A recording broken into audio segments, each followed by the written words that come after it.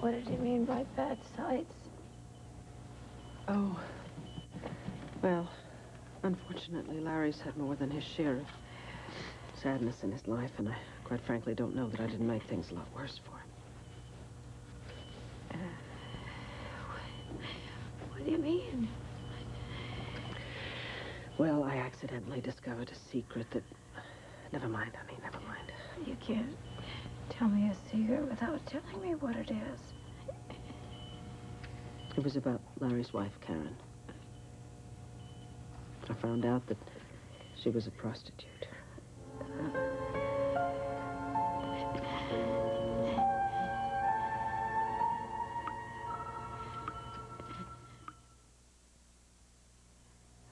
A prostitute? Larry's wife? Yes. Well, you never knew Karen. But, God, Larry loved her so much, and it was awful to see how hurt he was. What happened? Well, I found out about Karen's double life quite by accident, and I confronted her about it. And I was, oh, God, I was hoping that I was wrong. Unfortunately, the more we talked, the more I realized that I was right. Karen, I would have given anything in the world not to have seen you in that hotel. I do not make a habit of prying into other people's business. And I try not to pass moral judgments on other people's behavior. But I simply cannot ignore what I saw in that hotel lobby for the simple reason that I love Larry very much. We are very close. We have been for years. Yes, I know that. I know, and I'm very sorry that you've misinterpreted, but I know how terrible it must have looked, but really, it was so innocent. I mean, it was my cousin, and there was Mark. Oh, Vicki, this is absolutely ridiculous. Karen, the reason that I cannot ignore what I saw yesterday is because it's not the first time I've seen you in the Wallington with Mark O'Dane. There was another time. I saw the two of you getting off the elevator, and that time he handed you money. You saw that? Yes, I did. So, you see, hotel, and you, and money being passed back and forth, and Mark O'Dane in the middle of it all. How could I help but think that?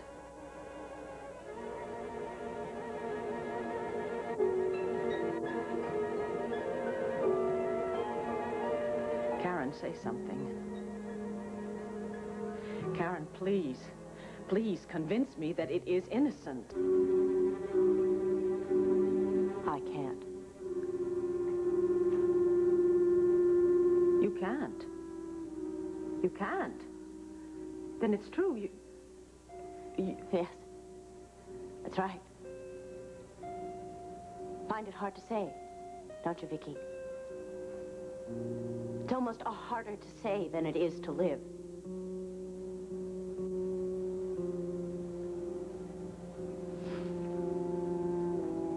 Prostitute.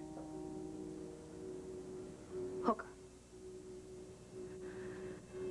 Trick, John, number. You see, there's a whole vocabulary that surrounds it. Number. I think that's my favorite. Number, not man, not person, but just one of so many faces. Number. You know what, Vicki? I'm worth $100.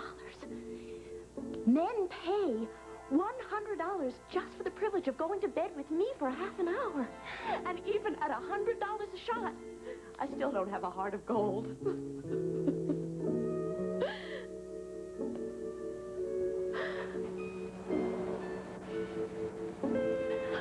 Why don't you say something?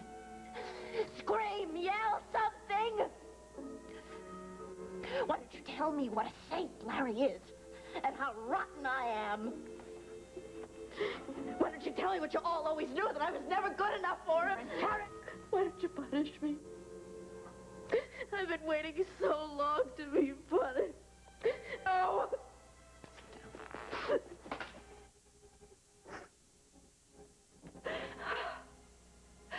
Oh, God, Vicky. I hate myself. You have no idea how much I hate myself. This double life, this deceit. I can hardly even look at my Larry anymore. I can hardly bear to touch him. And I love him too, Vicky. You have no idea how much I love him. Then why in the hell are you prostituting yourself? Well, I did what I had sworn that I would do. I kept her secret. You thirsty, love? Yeah. Tell me more. Well, things got very complicated then when I was accused of Marco Dane's murder. I wouldn't reveal what Karen had told me. I mean, I couldn't do it. I couldn't do it to her, and I couldn't do it to Larry. So, in order to save me from a murder conviction, Herb Callison had to get Karen to reveal her secret herself. The innocence or guilt of Mrs. Riley will be determined by this jury, but not until they have been given all the facts. Now, isn't it a fact that there was a great deal more to your relationship with Marco Dane than you have admitted? Yes, yes, yes, yes, yes! All right, Mrs. Wolek. It is true. You are right. Marco Dane was blackmailing me. He learned that I was... You were what, Mrs. Wolek? I was soliciting men. You see, when I came to Landview, I was very lonely and very frightened. And I didn't know what I was doing, and I had made up my mind to stop. But Marco had found out what I was doing. And he threatened to go to my husband and tell him about my past with him in Denver. And he wouldn't let me stop. I begged him. I asked him to please let me stop, but he... You had become a valuable source. You had become a valuable source of income to him, hadn't you?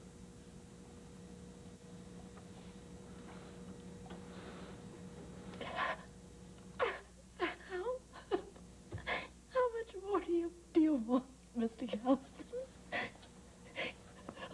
Haven't I said what everyone wants to hear? What you want everyone to hear? That I am a common hooker like Katrina Carr? That Marco Dane was my pimp? Is that what you want me to say? What do you want from me? You want blood? You want me to say that I'm lower than the lowest business scum? You want more filth? You want more slime? You want more names? I'll give you another name. Calvin Huddleston! He was my first John. He was the first in a string of so many men I don't even remember their names. Now! Now! Are you satisfied?